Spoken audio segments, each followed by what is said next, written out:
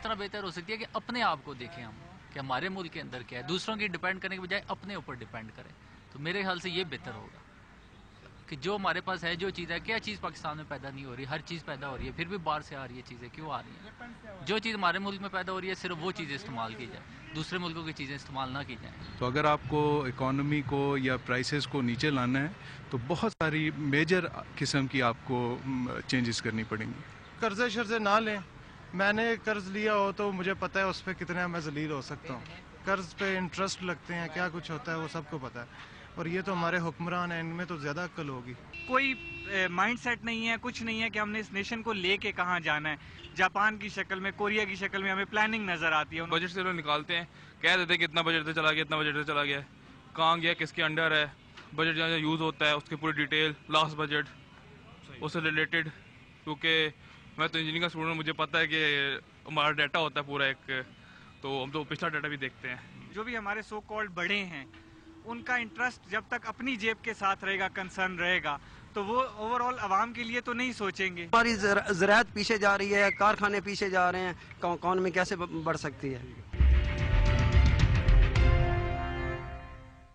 ناظرین، پروگرام میں خوش آمدید. آپ نے اپنی آواز سنی لی ہوگی. معیشت سے لوگ کیا توقع کرتے ہیں، بجٹ بننے کے بعد لوگوں کے کیا خیالات ہوتے ہیں، بجٹ سے پہلے بھی خیالات ایسے ہی تھے، توقعات ہیں، ٹرسٹ نہیں ہے.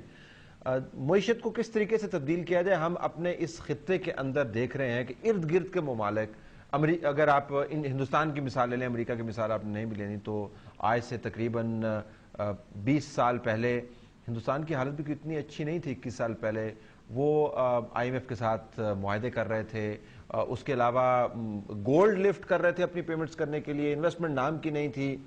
20 سال کے اندر کایا پلٹ تھی. پاکستان کے لوگ بھی چاہتے ہیں کہ ان کی معاشی کایا بھی پلٹے، جابز ہوں، ان کے حالات درست ہوں. آج کے پروگرام میں ہم عوام کی آراء کے بعد آپ کے سامنے ایکسپرٹس کی آراء رکھنا چاہتے ہیں. اور بنیادی سوال ہے، اس کا تعلق بجٹ سے نہیں ہے، معیشت کو لانگ ٹرم پہ ٹھیک کس طرح کرنا ہے اور معاشی بحالی کا سرا کہاں سے پکڑنا، سٹارٹنگ پوائنٹ کیا ہوگا. ہمارے پاس اسٹوڈیو میں موجود ہیں ثاقب شیرانی صاحب، جو ایگزیکٹو ڈائریکٹر ہیں میکرو اکنامک انسائٹ، اور ان کے برابر میں ہمایوں اختر صاحب ہیں جو سیاستدان ہیں، بزنس مین بھی ہیں، سیکرٹری جنرل ہیں پی ایم ایل کے. آپ دونوں کا بہت بہت شکریہ، آپ نے ہمیں جوائن کیا. ناظرین، ہمیں شوکت ترین صاحب نے جوائن کیا ہے، and I am thankful to him, former Federal Minister for Finance. شوکت صاحب، آپ کا بھی بہت بہت شکریہ. ذرا آپ سے بات کا آغاز کرتے ہیں، اور مختصراً اگر آپ کو اپنا سٹارٹنگ پوائنٹ بتانا ہو معاشی حالت کو درست کرنے کے لیے، اس ناگفتہ بے حالت سے نکلنے کے لیے، وہ آپ کا سٹارٹنگ پوائنٹ کیا ہوگا؟ سٹارٹنگ پوائنٹ یہ ہوگا جی کہ اگر ہمیں غربت، ان امپلائمنٹ اور یہ مہنگائی کو دور کرنا ہے تو ہم نے اس اکانومی کو آگے لے کے چلنا ہے، تو اس کو ہم نے 7 سے 9% یا 10% جو ہے وہ گروتھ ریٹ پہ لگانا ہے. اور وہ کہ ایک صرف 2 4 6 سال کے لیے نہیں ہے، اس کو کم از کم 10 سے 20 سال جو ہے اور اس سے بھی زیادہ پہ سسٹینیبل بیسس پہ رکھنا ہے. اس کا مطلب ہے کہ ترقی ہوتی رہے، یہ نہیں کہ اونچ نیچ نہیں ہونی چاہیے. تو اس کے لیے ہمیں کیا کرنا ہوگا؟ اس کے لیے ہمیں وسائل جو ہیں وہ کرنے ہوں گے، زیادہ کرنے ہوں گے اپنے، اور جو وسائل کا زیاں ہو رہا ہے اس کو کم کرنا ہوگا. تو یہ دونوں چیزیں ہمیں کرنی ہوں گی، ایک اپنے پبلک سیکٹر میں بھی، جس کا مطلب حکومت کو بھی یہ کرنا ہوگا، اور اس کے بعد ظاہر ہے کہ ہمیں اپنی جو معیشت میں ہے اس میں بھی یہ کرنا ہوگا. اچھا، تو اس کے 2-4 چیزیں. جی، اس میں ابھی آتا ہوں، ذرا میں اسٹوڈیو کا سینس بھی لینا. ہماری صاحب، گروتھ ریٹ بڑھانی ہوگی. جب گروتھ ریٹ بڑھے گی تو ظاہر ہے اس کا افیکٹ بھی ہوگا. کس طرح یہ گروتھ ریٹ کس طرح بڑھتا ہے، یہ وسائل کا زیاں کس طرح رکتا ہے، اور وسائل میں اضافہ کس طرح، سٹارٹ کہاں سے کریں، کیا کریں؟ پہلے تو ہمارا 3200 بلین روپے کا خرچہ ہوتا ہے اور ہم جمع کرتے ہیں 2200 بلین روپے. 1500 بلین ٹیکس ریونیو سے اور 600-800 بلین نان ٹیکس ریونیو سے. اور ہم بات ادھر پوری قوم بیٹھ کے کر رہی ہوتی ساورنٹی کی. مجھے بھی بڑی عزیز ہے اپنے ملک کی ساورنٹی، لیکن یہ 1000 بلین کا سوال ہوتا ہے جس کے لیے ہم پوری دنیا میں پھرتے ہیں پھر ہاتھ پھیلا کے، کیونکہ ہم خود وہ جنریٹ کرنے کو تیار نہیں ہیں. کسی سیاسی پارٹی نے آپ کو یہ بتایا، سیاسی پارٹی نے آپ کو یہ کہا ہے کہ آر جی ایس ٹی نہیں لگانا، پیٹرول کی قیمتیں نہیں بڑھانی، دونوں R G S T RGST में कोई गलत बात नहीं, दुनिया के बहुत से मुल्कों में लगता है, लेकिन 40-45% नहीं होता वो टैक्स रेवेन्यू का मुल्क के, क्योंकि ये गरीब और अमीर में तफरीक नहीं करता, ये गरीब को ज़्यादा पिंच करता है, जैसे पेट्रोल पे टैक्स जो आप जमा करते हैं लेवीज की सूरत में। सो इस पे कोई तैयार नहीं है, और कोई आदमी ये प्लान नहीं दे रहा कि हम अमीरों पे कैसे टैक्स लगाएंगे, हम वेल्थ पे कैसे टैक्स लगाएंगे, हम कैपिटल गेन पे कैसे टैक्स लगाएंगे, ज़राअत पे कैसे लगाएंगे, सर्विसेज सेक्टर पे कैसे लगाएंगे, कोई बात नहीं कर रहा। So we are not interested in generating new resources. एक इस पे शौकत तरीन साहब ने जिक्र किया, मैं उस नुक्ते पर आपको लेके आऊंगा, फिर साकिब साहब के पास जाऊंगा।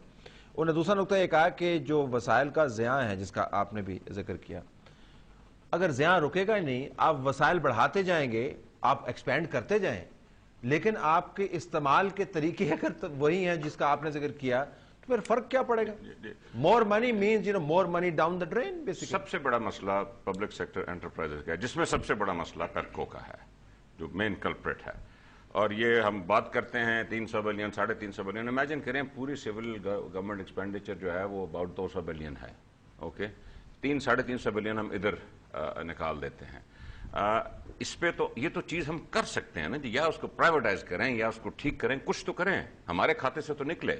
मतलब आपने पाकिस्तान स्टील मिल 21 बिलियन की बिक रही थी, चले ठीक है, हम कह सकते हैं कि वो सही तरीका नहीं था, बड़े वैल्यूएबल एसेट्स साथ जा रहे थे और वो रुक गई, लेकिन उसके बाद जो 62 बिलियन लॉस जनरेट किया उसने, उसका जिम्मेवार कौन? ठीक, अच्छा, सो वी ऑल एग्री कि जी इसके ऊपर वसाइल बढ़ाने हैं और ये सियासी ये क्यों नहीं बढ़ पा रहे? जरा मैं पेशतर इसके शौकत तरीन साहब के पास जाऊंगा, उनका तजर्बा रहा है इस लीडरशिप के साथ डील करने का, ये क्यों नहीं हो पा रहा पाकिस्तान के अंदर? What is the reason? देखिए तलत साहब, ये बुनियादी जो चीज़ है ना, ये दोनों टैक्स ना कलेक्ट कर पाना या ना कलेक्ट करना, विलिंगनेस एंड एबिलिटी का इशू है, या एक्सपेंडिचर्स का ज़ाया जो होना है उसको ना रोक पाना। ठीक है, यहाँ भी विलिंगनेस और एबिलिटी का इशू है। इसकी जो तारें हैं वो मिलती हैं हमारे इंस्टीट्यूशनल फ्रेमवर्क के साथ। ये देखिए काफ़ी सालों से मैं कह रहा हूँ, और आपको याद होगा 2005 में एक फेल्ड स्टेट्स इंडेक्स आया था जिसमें पाकिस्तान फ्लैग हो रहा था कि यार ये जा रहा है इस तरफ जहाँ जो रियासतें फंक्शनल नहीं होती हैं उस तरफ जा रहा है।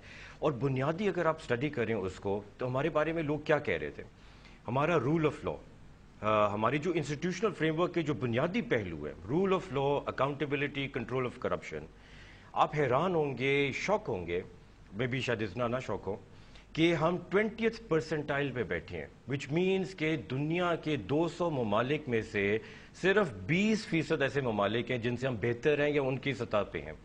कोई मुल्क तरक्की नहीं कर सकता है, कोई मुल्क का टैक्स टू GDP रेशो इस पैरामीटर के साथ 9% से ज़्यादा बढ़ नहीं सकता है।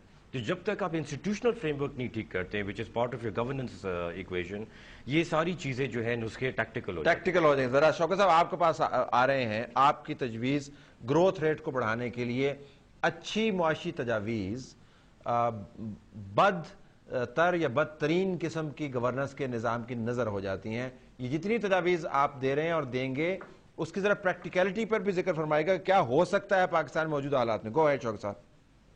नहीं जी, बिल्कुल हो सकता है। पॉइंट ये है कि अगर हम अपने ये जो गवर्नेंस है और ये गवर्नेंस के रिफॉर्म्स जो हैं, इसके ऊपर कई स्टडीज़ हो चुकी हैं, डॉक्टर इशरत हुसैन ने की, हमने उसके बाद गवर्नेंस के प्लान्स दिए इस हुकूमत को, हमने पिछली हुकूमत ने दिए, हमने दिए, और उसके ऊपर सिर्फ ये है कि क्योंकि ये गवर्नेंस क्यों शॉर्टी इसलिए होती है कि ये वेस्टेड इंटरेस्ट की दुम पे पैर रखती है, ये सेल्फ इंटरेस्ट जो है उसको ये उसके आड़े आती है, इसलिए ये नहीं मुकम्मल होते। तो अगर हम अगर हुकूमत, जो भी हुकूमतें हैं, जो आज की हुकूमत है या पहली हुकूमतें हैं, वो अगर इस चीज़ को, अगर सेल्फ इंटरेस्ट को बालाए ताक रखें और कहें कि हम लोग ने अगर इलेक्ट होके आए हैं तो आवाम के लिए आए हैं, तो हम आवाम के लिए हमने कुछ करना है, तो हमें ये जो चीज़ें हैं, कुछ हमारी ऐसी रेड लाइन है जो हम क्रॉस नहीं करेंगे, तो फिर ये हो सकता है।